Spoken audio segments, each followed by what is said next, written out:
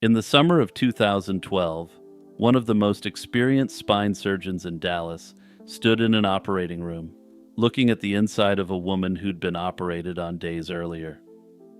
What he found made so little sense that only one explanation seemed to fit.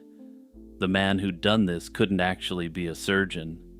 Somewhere out there, he figured, was a real Dr. Christopher Dunch, and somebody had stolen his name, his diplomas, and his license. So he tracked down a photograph of the man and sent it to the training program in Memphis that had supposedly produced him, along with a simple question asking if it was him. The surgeon thought he had discovered a serious criminal act committed by a phony surgeon. When the answer from Memphis came back that yes, that was Dr. Dunch, that sent a shock through the surgeon, since the answer was far more frightening than an imposter could have been. It suggested immediately that this wasn't simply a case of someone who didn't know what he was doing. It was someone who had weaponized his medical knowledge. Christopher Dunch grew up in Memphis, Tennessee, the eldest of 4 children of a physical therapist and a school teacher in a family that prized achievement. The defining story people tell about his youth involves football and his dreams of hitting it big in the NFL. He played linebacker in high school and decided he was going to play at the next level, despite the inconvenient fact that he wasn't very good. He started at tiny Millsaps College in Mississippi, then left to chase something bigger and clawed his way onto the roster at Colorado State as a Division I walk-on. Teammates remembered a guy who'd outwork anyone in the weight room and beg coaches to rerun drills he kept botching without ever getting much better. He eventually transferred home to Memphis, where the moves had wrecked his eligibility and the dream of going any further came to an end. In retrospect, the dream wasn't realistic for him given his abilities and build, but the determination was admirable. The young Dunch decided to pour that same blunt force ambition into something new. He decided that he was going to be a doctor, and not just any doctor. He wanted to be a neurosurgeon. On paper, he pulled it off spectacularly, and he spent roughly 15 years at the University of Tennessee Health Science Center in Memphis. He stacked up an MD and a PhD and won grant money for stem cell research on spinal discs. He ran a lab and he co-founded a biotech company called DiscGenics that drew in millions of dollars from venture capitalists, as well as his own mentors. The company is quite successful until this day, and even maintains a disclaimer and an acknowledgement of Dr. Dunch. Honestly, I find it quite admirable that they didn't just simply write him out of the entire picture, given the evil acts he would commit. Personally, I think this is one of the things that makes the story of Dr. Dunch deeply tragic, since this was a person who had the skill and ability to improve the lives of millions worldwide. Instead, he chose to focus on the worst kinds of evil imaginable, which in a certain light perhaps makes him one of the worst people to ever live. But I digress. Anyone reading Dr. Dunch's resume saw a rising star, the rare surgeon scientist who could really do it all and actually had done it all already.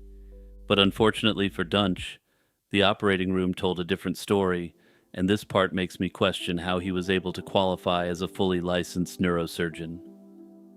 During a neurosurgery residency, a trainee typically takes part in something like 1,000 procedures.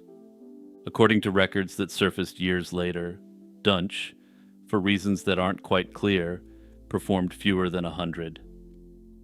There were also darker problems to suggest that his life was already spiraling out of control at this point. Partway through his training, he was reportedly sent to a program for physicians suffering from addiction after allegations that he'd been huffing Colombian confetti the night before surgery. He completed the program, and despite all his shortcomings, he finished his residency. He topped it off with a minimally invasive spine fellowship at a respected Memphis practice. In 2011, Dunch moved to Texas, and he started working at Baylor Regional Medical Center at Plano, an upscale hospital north of Dallas. They brought him in to anchor its minimally invasive spine program, reportedly guaranteeing him about $600,000 a year, plus a cut of the revenue he generated. Elective spine surgery is one of the most profitable product lines in American medicine, and Dunch looked like a machine built to generate it. His credentials checked out and his references were stellar, but despite that, the trouble started almost immediately. In late 2011, he operated on a man named Lee Passmore, who worked, in a grim bit of irony, for the county medical examiner's office. A veteran vascular surgeon was assisting that day, and what he watched unfold alarmed him so much that he reportedly swore he'd never share an operating room with Dunch again. Hardware ended up in the wrong place, and while Passmore survived, he left that table with chronic pain that never went away.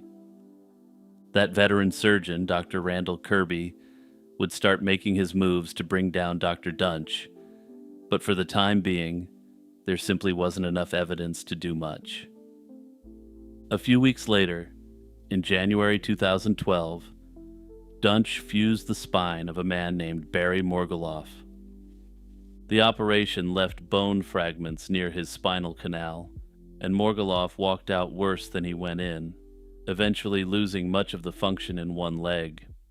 Spinal surgery is inherently extremely risky, even in the hands of the most experienced and conscientious surgeons, so no additional red flags went up, not yet at least. What happened next is the part of the narrative nobody can quite explain even today. In February 2012, Dunch performed an elective neck surgery on Jerry Summers, his closest friend since their school days in Memphis. Summers had followed him to Dallas and worked for him, and he trusted Dunch enough to let him operate on his neck to fix lingering pain from an old injury. The procedure went catastrophically wrong, and Dunch damaged the area so badly, with so much blood loss, that Summers woke up unable to move his arms or legs. He never walked again, and spent the rest of his life in a wheelchair before passing away in 2021. A few days later, lying in intensive care, Summers began shouting at the nursing staff that he and Dunch had been doing coke together the night before the operation. He later took it back, but a statement like that can't be unsaid, and Dunch was reported. The hospital ordered a drug test, which Dunch managed to delay for days before passing, then cleared him to return, restricted to minor procedures. Then, in March 2012, he got a routine lumbar case, the kind of operation experienced spine surgeons consider about as low risk as the specialty gets. The patient was Kelly Martin, a 55-year-old schoolteacher and mother who'd hurt her back in a fall.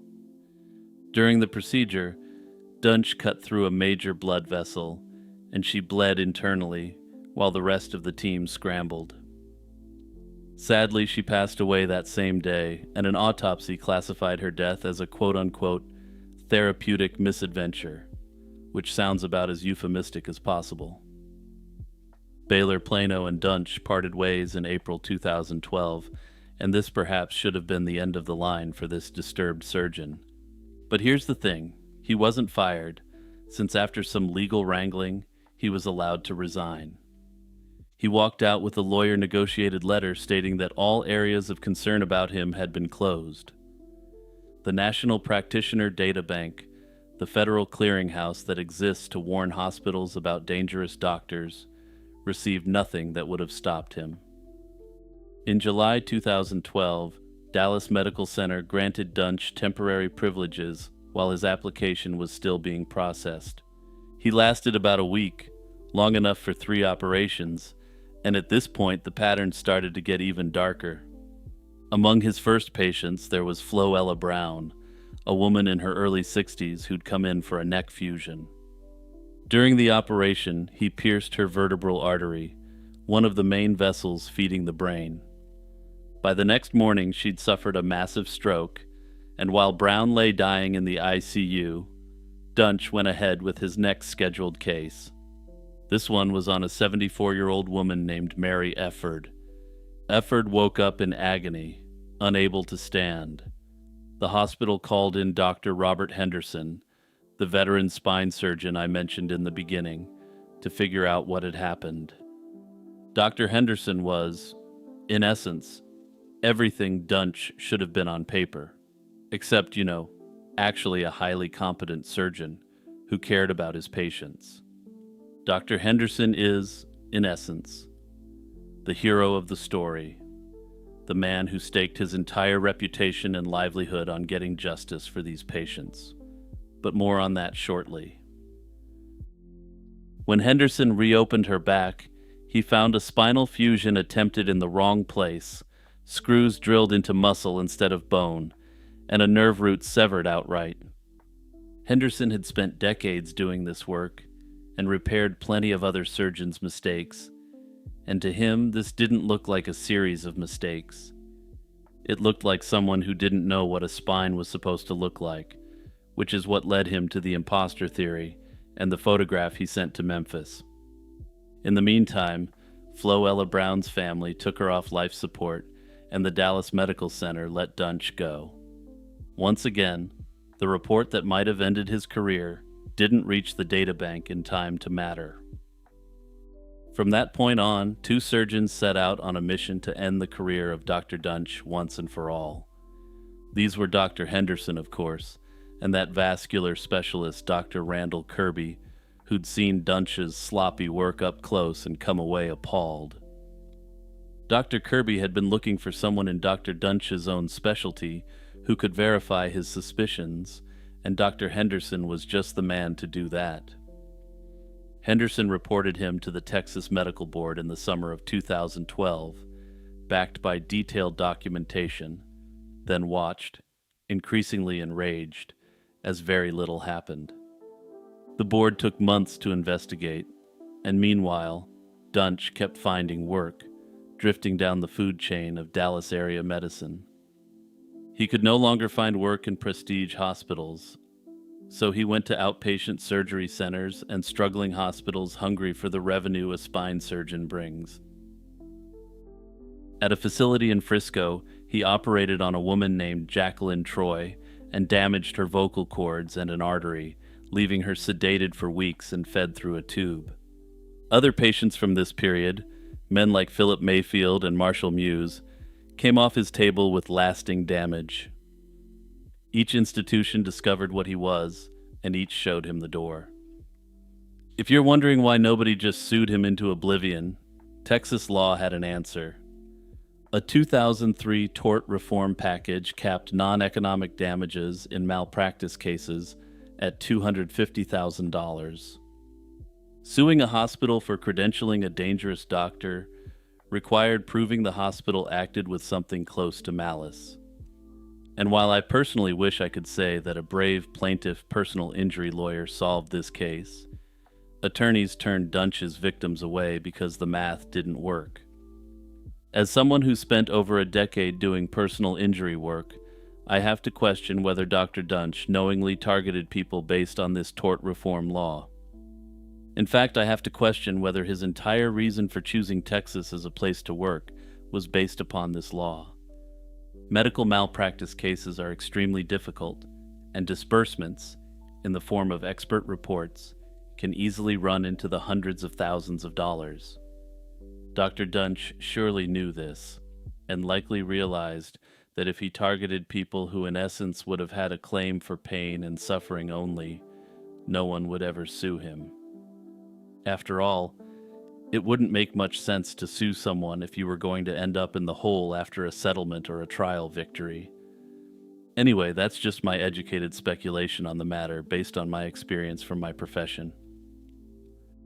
In June 2013, at a small hospital on the south side of Dallas, Dunch performed what turned out to be his final surgery on a patient named Jeff Glidewell. He mistook part of Glidewell's neck anatomy for a tumor and started cutting it out, damaging his esophagus and vocal cords and slicing an artery. He then packed the wound with a sponge and closed him up, just leaving it there. Operating room staff reportedly tried to warn him mid-procedure, but he just kept on doing what he was doing. The sponge stayed inside, and Glidewell developed sepsis. Dr. Kirby helped with the rescue, then filed a sworn complaint with the medical board that read like a public safety bulletin. He called Dunch a sociopath and warned that more patients would be maimed or worse unless the board acted immediately. This time it worked, and on June 26, 2013, the Texas Medical Board suspended Dunch's license, and by December it was revoked. In about 18 months, he'd operated on 38 patients in the Dallas area, and prosecutors would later conclude that all but a handful were maimed or worse. One document in this case pulls everything into a darker focus, and it was written before most of the harm happened. In December 2011, around the time of his earliest Dallas surgeries, Dunch sat down at about 4 in the morning and sent a rambling email. It was pages of bizarre grievance and self-mythology, sent to his surgical assistant and sometime girlfriend. Buried inside it was a passage prosecutors would later read aloud to a jury. He wrote that the people closest to him saw him as something between God, Einstein, and the Antichrist. Then he announced that he was ready to leave behind the love, kindness, and patience mixed into who he was, and to become a cold-blooded killer. His lawyer pointed out that the same email rambled about vodka and stimulants, and they'd call the whole thing drunken venting. The state of Texas would call it evidence that he wasn't just a big old goofball who didn't know an esophagus from a tumor. He was a serial killer in scrubs. With the civil courts effectively closed due to the tort reform law, the Dallas County District Attorney's Office tried something that had never really been done. A team of prosecutors spent months combing through medical records and building a criminal case against a licensed surgeon for what he did inside an operating room. The legal theory was untested, but in July 2015, Dunch was taken into custody.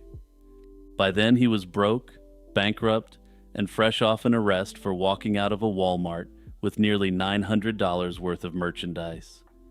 The indictment included multiple counts of aggravated assault and one count of injury to an elderly individual, the charge tied to Mary Efford. The trial opened in Dallas in February 2017, and the prosecution did something unusual. Rather than argue a single botched surgery, they put more than a dozen of his former patients in front of the jury to establish a pattern.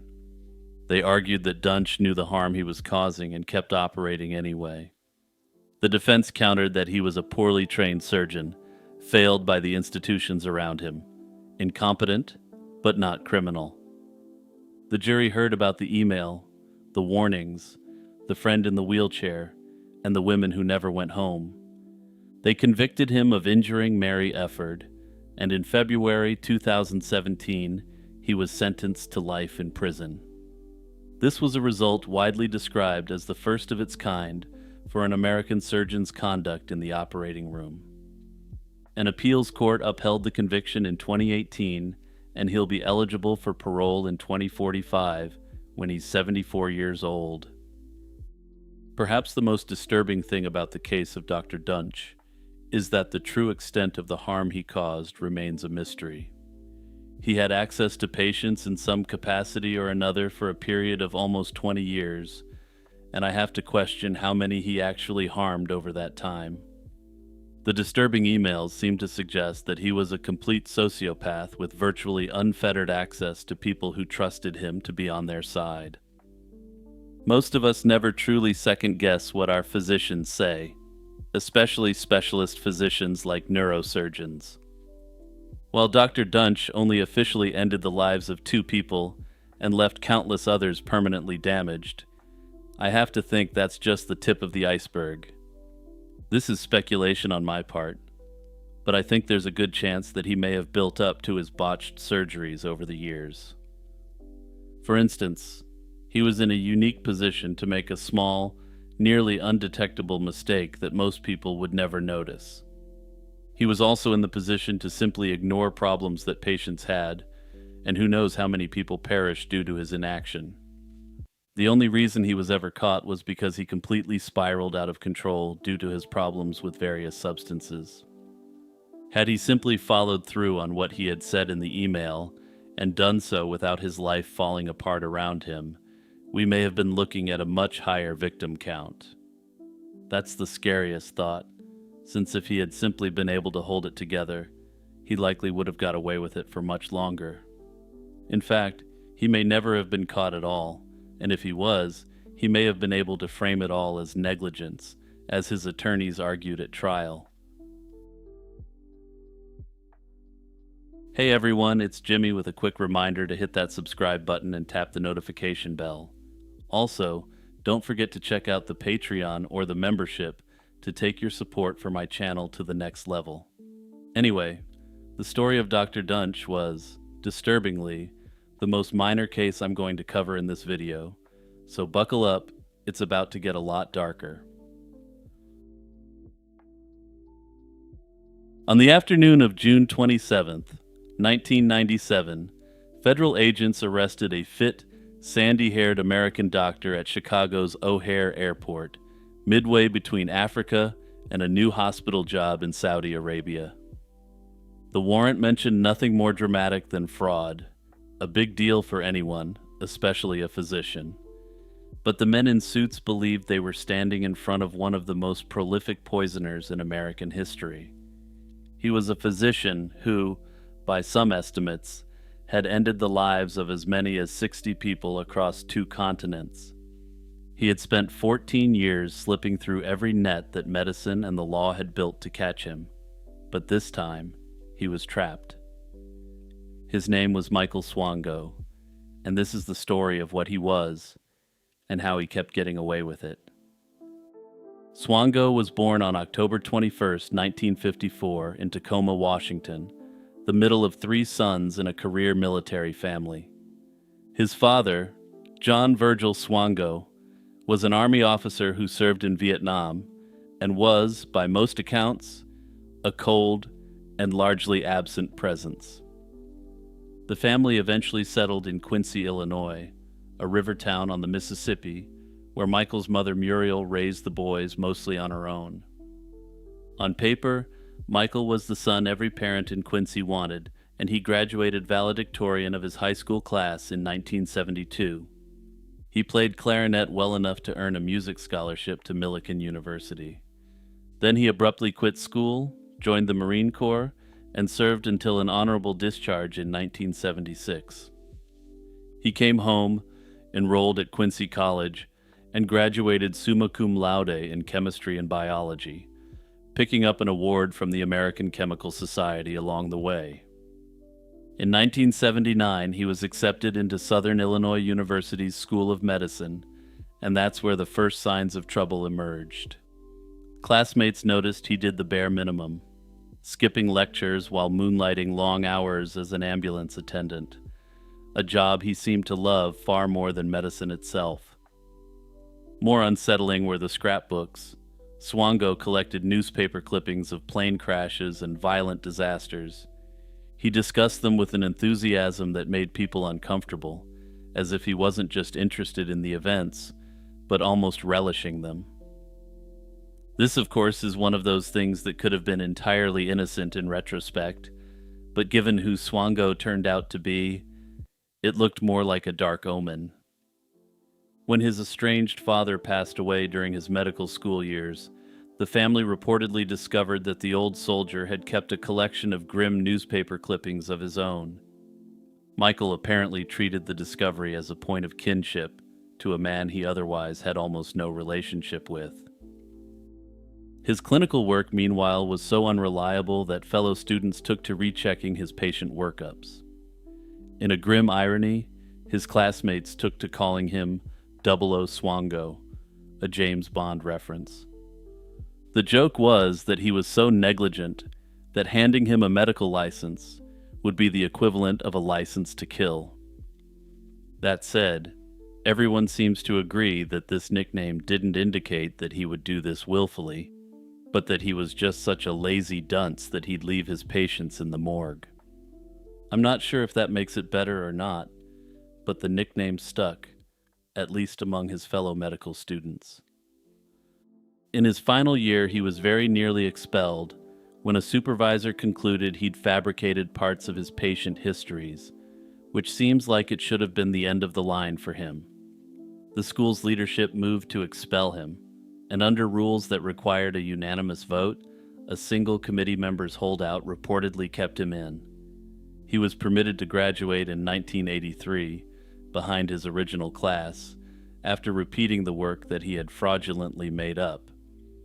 That one vote would prove to be among the most consequential second chances in the history of American medicine.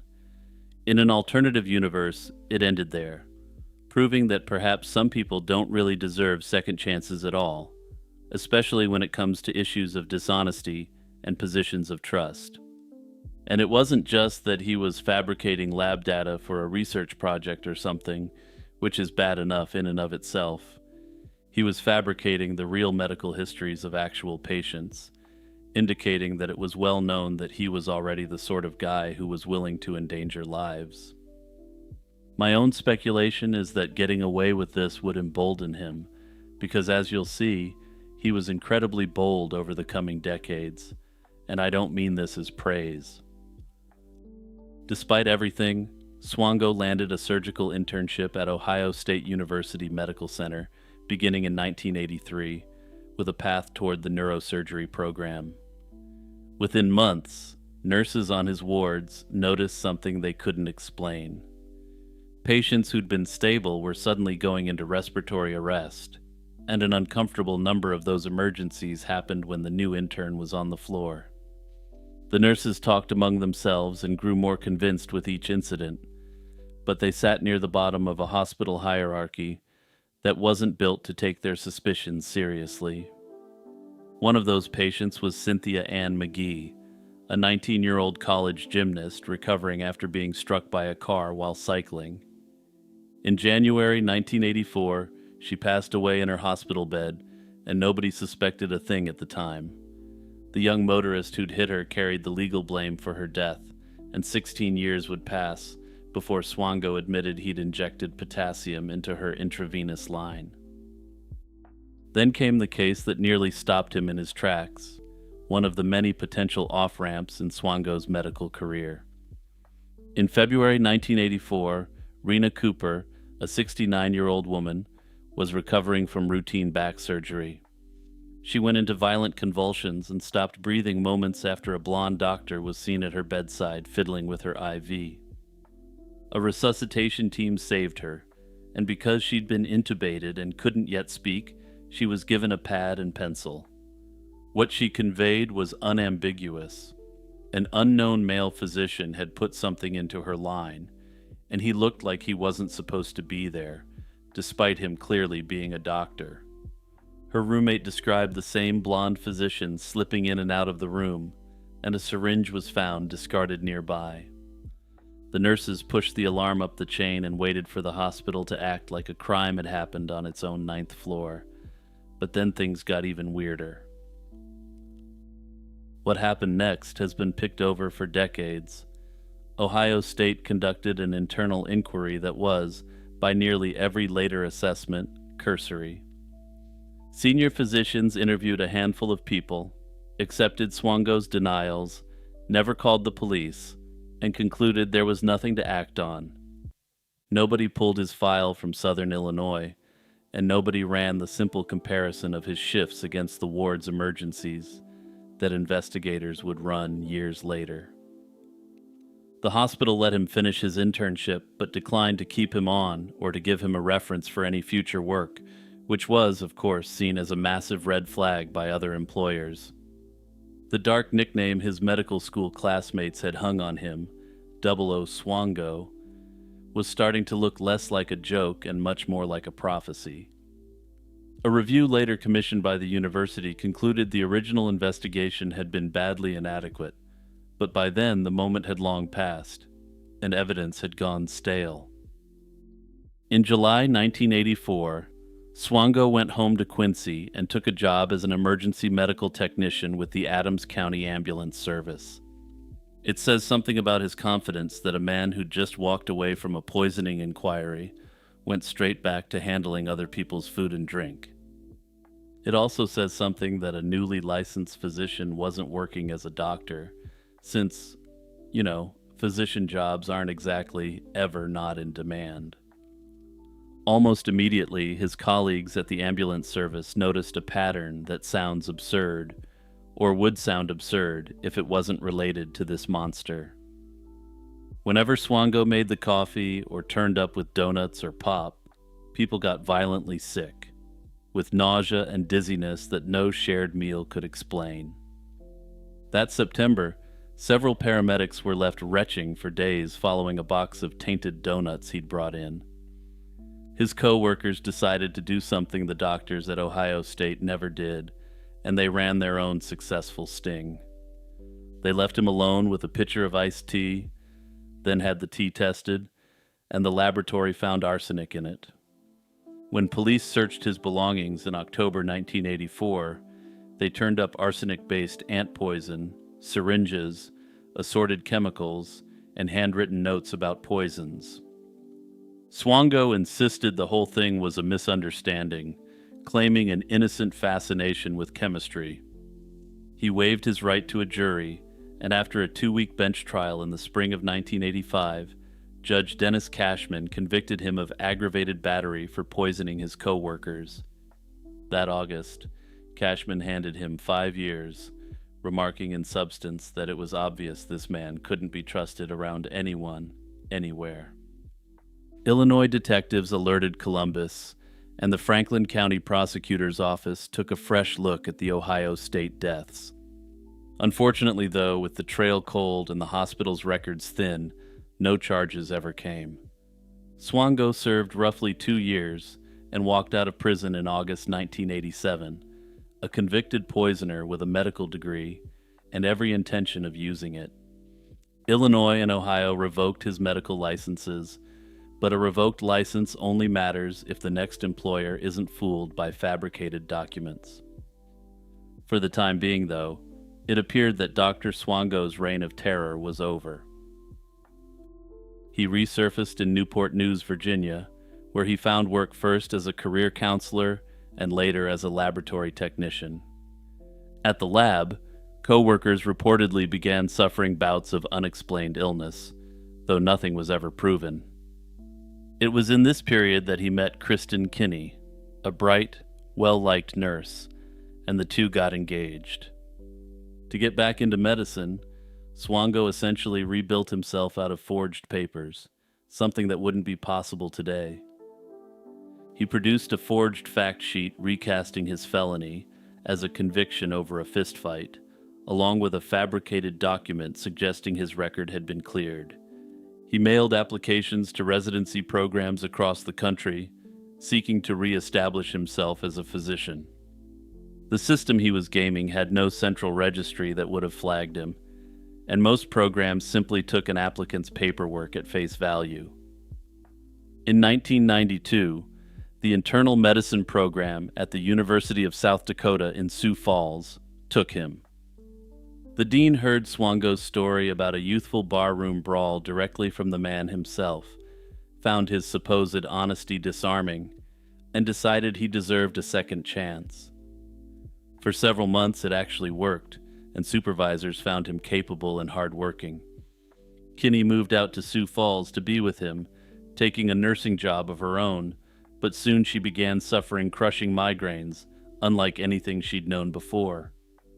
Then Swango pushed his luck by applying for membership in the American Medical Association, whose background check was more thorough than anyone else. It was there the Illinois poisoning conviction was discovered. Around the same time, a television program aired a segment on his case, and colleagues recognized him. Before 1992 was out, so was he, and Kinney went home to Virginia, and her migraines faded away once she was out of the apartment she'd shared with him. In July 1993, she was found deceased, and investigators ruled that she'd pulled the curtains on herself. Years later, examiners reportedly found elevated levels of arsenic in samples of her hair, and her mother has spent the years since asking what was happening to her daughter in Sioux Falls. Nobody has ever been charged in connection with her passing, and the official ruling stands, but it's suspected Swango may have been involved. Here's the part that's hard to believe because while the South Dakota scandal was still warm, Swango applied to a psychiatric residency.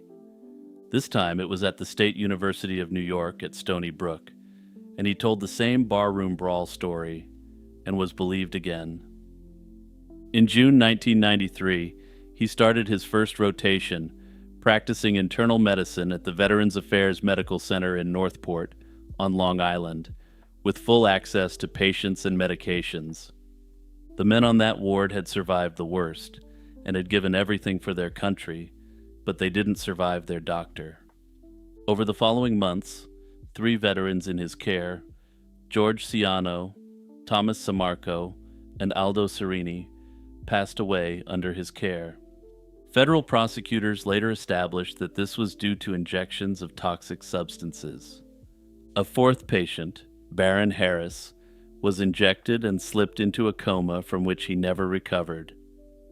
Families were told their fathers and husbands had simply declined, the kind of thing that happens on a ward full of elderly veterans, and the deaths drew no particular attention at the time. Some relatives would later recall details that hadn't sat right, but in 1993 there was no reason for anyone to imagine the resident was the danger. In October 1993, the dean out in South Dakota learned where Swango had landed and picked up the phone. Stony Brook dismissed him within days, and the fallout cost both the program head who'd vouched for him and the medical school's dean their positions. This time, the warning finally went wide. Before stepping down, Stony Brook's dean sent an alert about Swango to every medical school in the country and roughly 1,000 teaching hospitals. American medicine was, at last, closed to him, and a federal investigation into how he'd lied his way into a government hospital began grinding forward. That investigation would eventually take him down, but not before he could claim more victims. Swango spent 1994 working as a chemist at a wastewater facility in Atlanta until the FBI tracked him down and his employer learned exactly who it had hired. So in November 1994, he boarded a plane for Zimbabwe, and I'll let you take one guess what he was doing there. He arrived in Africa with forged credentials and a clean story, and the Evangelical Lutheran Church hired him to practice at Many Mission Hospital. This was a remote facility in Zimbabwe's Mebarengwa district, hours of rough road from the nearest city of any size. To an understaffed rural hospital, an American-trained doctor willing to work in the middle of nowhere for almost no money looked like a gift from heaven. The warning system that had finally locked him out of American medicine didn't reach across the Atlantic. The staff gave him responsibility, and the patients gave him their full trust. But within months, the same shadow fell. Stable patients began deteriorating overnight, and post-operative cases who should have gone home were found comatose or gone by morning. This time, though, there were survivors willing to speak plainly. A patient named Kaneas Mezazewa woke to find Swango injecting something into his arm and managed a single scream before paralysis took hold. Staff revived him, and he lived to accuse the doctor directly, saying that Swango had been the one who had done it. Another man, recovering from a routine leg operation, cried out to staff that the doctor had injected him with a bizarre substance, and he was gone within hours. A young woman, hospitalized while in labor, survived an injection only because her screams brought nurses running to her rescue.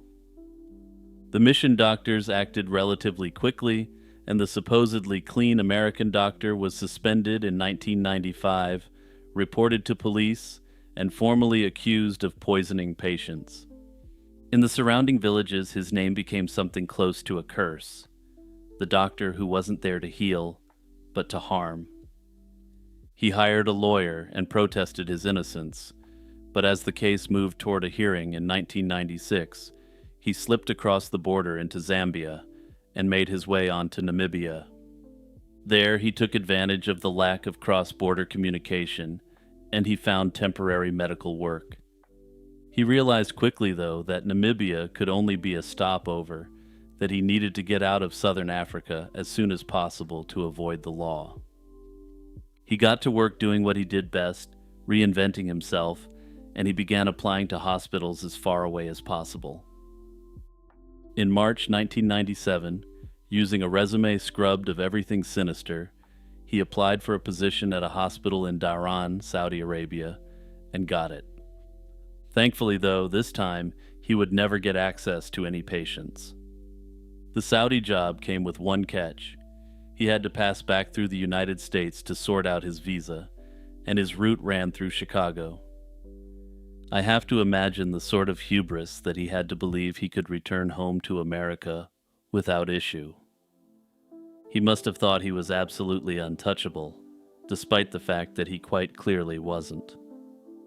American investigators who'd spent 3 years building a federal fraud case over the lies he told to get inside the Northport VA knew he was coming. On June 27, 1997, they took him at O'Hare without incident in relation to the forged paperwork, and didn't give him any real indication what they were actually looking at him for. Swango pleaded guilty to fraud in 1998 and drew a sentence of 3.5 years, which handed prosecutors a deadline rather than a victory. The fraud conviction punished the lying, not the dying, and his release date was set for July 2000, with every reason to believe he'd vanish abroad the moment he walked free. So the FBI, federal prosecutors, and Veterans Affairs investigators raced the calendar. The remains of the Northport patients were exhumed, and tissue analysis revealed toxins that had no business being there. American investigators traveled to Zimbabwe as well, where exhumed remains from the Mene area reportedly showed traces of poison. And then there were his own words. Investigators also held notebooks in which Swango had written about his compulsions in terms prosecutors would later read into the court record. He described the rush these episodes gave him, and wrote in substance that they were the only reminder he had that he was truly alive. In July 2000, days before he was due to walk free, federal prosecutors charged him with the deaths of Ciano, Samarco, and Serini, and the poisoning of Baron Harris. He was also hit with an even larger stack of fraud counts, just to make sure that something stuck on the off chance that they couldn't convict on the big charges. He faced a possible trip to the chair, and Zimbabwe wanted him for trial as well for the sick acts he had pulled in that country. On September 6, 2000, in a federal courtroom in Uniondale, New York, Swango took a deal that spared his life. He admitted point by point that he'd poisoned the 3 Northport veterans, and that back in January 1984, he'd ended the life of Cynthia McGee. By way of reminder, that was the 19-year-old gymnast whose passing had been blamed on a teenage driver. Judge Jacob Mishler sentenced him to 3 consecutive life terms without the possibility of parole. Relatives of the Northport veterans watched from the gallery as the man who'd been their father's doctor was finally named for what he was.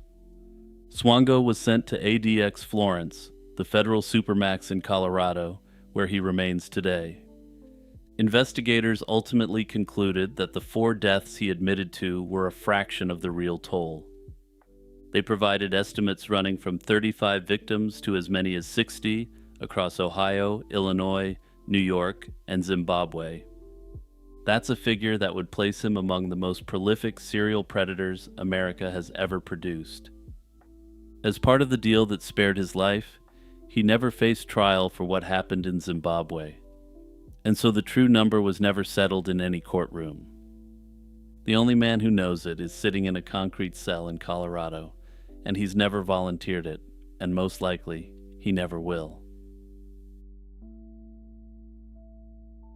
By the summer of 1998, a taxi driver in the English town of Hyde had quietly counted 21 names onto a private list, and the list kept growing.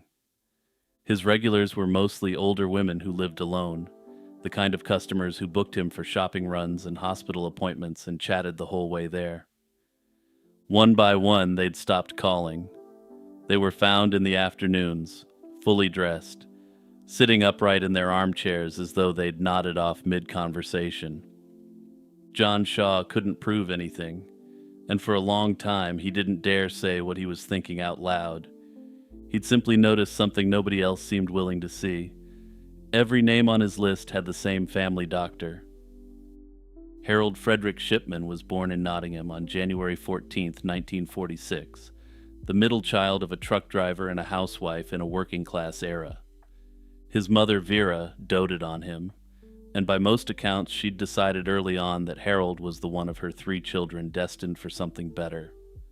Then, when he was 17, Harold's beloved mother was diagnosed with lung cancer, and there wasn't much the doctors could do to actually cure her.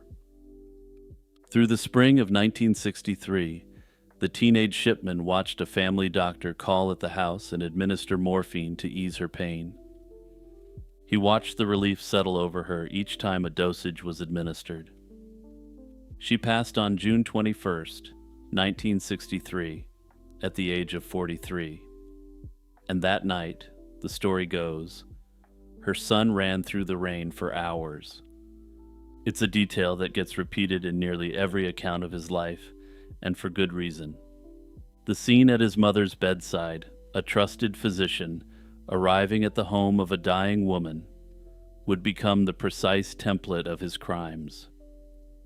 Whether it explains anything is another matter, and one he never helped anyone answer. Shipman won a place at Leeds University Medical School, where he met Primrose Oxtoby, a window dresser's assistant he reportedly got to know on the bus into the city.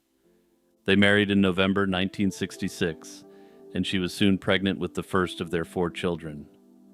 He graduated in 1970, trained at Pontefract General Infirmary in West Yorkshire, and by 1974 had joined a general practice in Todmorden. He was 28, energetic, and by his colleagues' accounts unusually confident for what they call a junior doctor on the other side of the pond. Shipman seemed to have an extremely bright future ahead of him, and his patients liked him immediately. Unfortunately, though, this honeymoon period would be short-lived, and Dr. Shipman's dark side would emerge. Within about a year of arriving, Shipman began suffering blackouts, and he told his colleagues it was epilepsy. The truth emerged in 1975, when staff at the practice noticed irregularities in the prescriptions. Shipman had been writing prescriptions for pethidine, a synthetic opioid, in the names of his own patients, then intercepting the drugs and administering them to himself. Patients on his list had unknowingly served as paper cover for a doctor's bad habit. In retrospect, this may have been around the same time he started his most nefarious acts, but more on that shortly. When the partners confronted him, he reportedly begged for a second chance, and when they refused, he flew into a rage and dared them to force him out, which they did. He spent the closing months of 1975 being treated at the Retreat, a psychiatric hospital in York, and was discharged with advice to remain under supervision. In 1976, he was convicted of forgery and drug offenses and fined £600 in relation to his crimes. And here's the part that might sound somewhat bizarre. Despite the severity of the offenses, his medical license was never revoked. It wasn't even temporarily suspended, with the ability to reinstate it once he successfully completed treatment and entered an ongoing program. He received a warning letter, and no formal restrictions were ever placed on his right to practice medicine. A doctor with a criminal conviction for forging prescriptions, an addiction, and a demonstrated willingness to use his own patients' names was free to do it again. Within 2 years, that's exactly what he did, and this time it seemed that he may have actually been on the straight and narrow, or at least he'd gotten better at hiding what he was doing. In 1977, Shipman joined the Donnybrook Medical Office in Hyde, a former cotton town on the eastern edge of Greater Manchester. He stayed for 15 years and built a reputation as one of the most dedicated family physicians in the area. Shipman then left in 1992 to open a solo practice, taking a crowd of loyal patients with him. By the late 90s, his list ran to more than 3,000 names, and his patients just called him Fred, which was his middle name. He made home visits without being asked, remembered birthdays, and took time with elderly patients that other doctors couldn't spare. In Hyde, getting onto Dr. Shipman's patient list was considered a stroke of good luck, at least until his true nature was exposed. The method, pieced together later in a courtroom and a public inquiry, was remarkably consistent. He'd call on an elderly patient at home, usually in the early afternoon and often unannounced, on the pretext of a routine check or a blood test. At some point during the visit, he'd inject a lethal dose of diamorphine, which is medical-grade heroin, and his patient would simply drift away in her chair. He kept himself supplied by prescribing the drug to terminally ill patients who didn't need that much of it, or by collecting leftover stock after a death. Afterward, he'd certify the death himself, typically attributing it to old age, a stroke, or coronary thrombosis. He'd assure the family that nothing could have been done, gently steered them away from requesting a post-mortem, and often suggest cremation. Shipman would even tell the families that the deceased had mentioned that they didn't want an autopsy and that they preferred a cremation. Sometimes it was true, but oftentimes it was just a means to destroy the evidence of his crimes. Since he was such a well-respected and beloved figure, the families generally just took what he said at face value.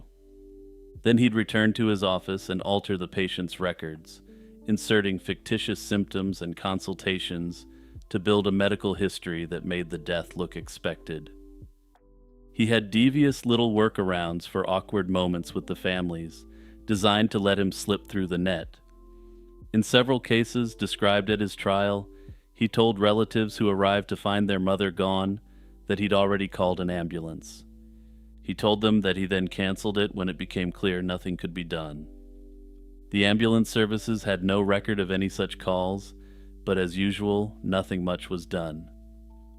When a death needed a witness, he sometimes timed his lethal visits so that he could be the one to discover the body, or arrange to be present when someone else did. A later statistical audit commissioned after his conviction found that Shipman was recorded as present at, or shortly before, the deaths of his patients, at a rate more similar to a hospice doctor than a family physician. Unfortunately, though, nobody ran those numbers while it was happening, because nothing about any of it looked like crime at first glance. The system relies on family doctors to flag suspicious deaths of this nature, and in Hyde, the person doing the flagging was the one responsible for them. For somewhere between 2 and 3 decades, that single fact, as well as his charisma and good reputation, was the whole of his protection.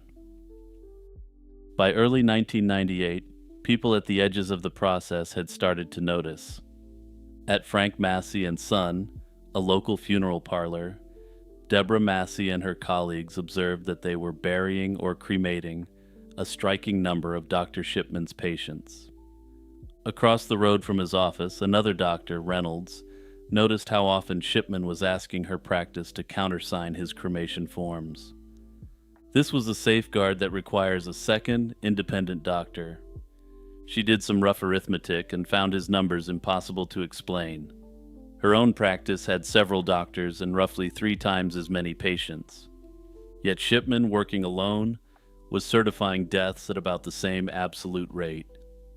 In March 1998, she took her concerns to the local coroner, John Pollard, who referred the matter to Greater Manchester Police. What followed is one of the most criticized police investigations in modern British history. The inquiry was conducted quietly by a single detective inspector over a few weeks. Reynolds' calculations were never properly followed up on, and the medical records in question were never meaningfully examined. Nobody ran the routine check that would have surfaced Shipman's 1976 conviction for forging prescriptions to obtain opioids. In April, the matter was closed for lack of evidence, and the Shipman Inquiry's second report later concluded that the investigation had been superficial at best. The cost of that failure can be counted precisely. Between the file closing and his arrest, 3 more women passed at his hands. But then, just like that, he decided to pull his most audacious crime yet, and this time, he was caught. Kathleen Grundy was about the closest thing Hyde had to a legitimate local celebrity. She'd served as mayor, ran charity lunches, kept her own cottage, and was described by nearly everyone as fitter than people 20 years younger. On the morning of June 24th, Shipman called at her home, ostensibly to take a blood sample for a study on aging. A few hours later, friends found her on the sofa, fully dressed. Shipman recorded the cause of death as old age. And then a will turned up, and this is where Shipman really hit the fan. A firm called Hamilton Ward had received a clumsily typed document, supposedly from Mrs. Grundy. In it, she left her entire estate of £386,000 to her doctor, Harold Shipman, and nothing whatsoever to her family. The will, dated June 9th, arrived at the firm on the very day she passed, and 6 days later came a second typed letter letting the lawyers know their new client was gone. Her daughter, Angela Woodruff, happened to be a lawyer herself, and her own firm had always handled her mother's affairs. One look at the document told her everything. The typing was sloppy, the wording was strange, and the signature didn't match. Her mother had been meticulous her entire life, and this thing was anything but, and Woodruff started making inquiries of her own, then went to the police. This time the investigation landed with Detective Superintendent Bernard Posels, who grasped almost immediately what he might be looking at. On August 1st, 1998, Kathleen Grundy's body was exhumed from the cemetery at Hyde Chapel, the first exhumation of what would become 12. Tissue samples revealed morphine at lethal levels, administered within hours of her death, in a woman with no prescription for it. A Brother typewriter recovered from Shipman's office matched the forged will, and his explanation, that Mrs. Grundy used to borrow it from him, convinced nobody. His fingerprint was on the document and his computer almost instantly betrayed him. The system kept an audit trail he apparently didn't know about, and it showed him creating backdated entries that painted Grundy as a morphine addict. Some of them were typed within hours of her passing, indicating what would later be known as a much wider pattern. He was arrested on September 7th, 1998, and once detectives started counting, things looked grim. Police reviewed dozens of recent deaths among Shipman's patients, exhumed further bodies, and eventually settled on the 15 strongest cases. All of them were women. All had died between 1995 and 1998, and every death certificate carried his signature. The trial opened at Preston Crown Court on October 5, 1999, with Shipman facing 15 counts related to the deaths and 1 for forging the will. The prosecution laid out the morphine findings from the exhumations, the falsified computer records with their time-stamped audit trail, and the forged will. His defense did what it could, attacking the toxicology by arguing that morphine readings from long-buried tissue couldn't be trusted. They also reminded the jury that not a single witness had ever seen him administer anything to anyone. Shipman himself spent days in the witness box, by turns condescending and evasive, correcting lawyers on medical terminology while explaining none of the evidence against him. He wouldn't even admit to falsifying the records, despite the fact that the computerized audit trail clearly showed that he had done so. In the end, he He gave oral testimony for a total of 12 days and ended up alienating most of those who believed he was a kind family physician. That said, through all of it, a portion of Hyde simply refused to believe the charges, and some of his patients reportedly went on defending him right up to the verdict. The jury deliberated for 6 days, and on January 31st, 2000, they convicted him on every count. The judge imposed 15 life sentences and, perhaps unsurprisingly, recommended that he never be released. After the conviction, the question became how many people had actually perished at the hands of Dr. Shipman. The government appointed a high court judge to chair a public inquiry, and her team spent years combing through the deaths of Shipman's patients going back to the 1970s. The first report, published in July 2002, concluded that Shipman had slain at least 215 of his patients between 1975 and 1998. However, there was some difficulty ascertaining when exactly he began his crime spree, though it appeared clear that he had started slow and become more bold over the years. Roughly 4 out of 5 victims were women, and the oldest was 93, while the youngest confirmed victim was a man of 41. A later report from the inquiry, looking at his early hospital years in Pontefract, pushed the plausible total to around 250.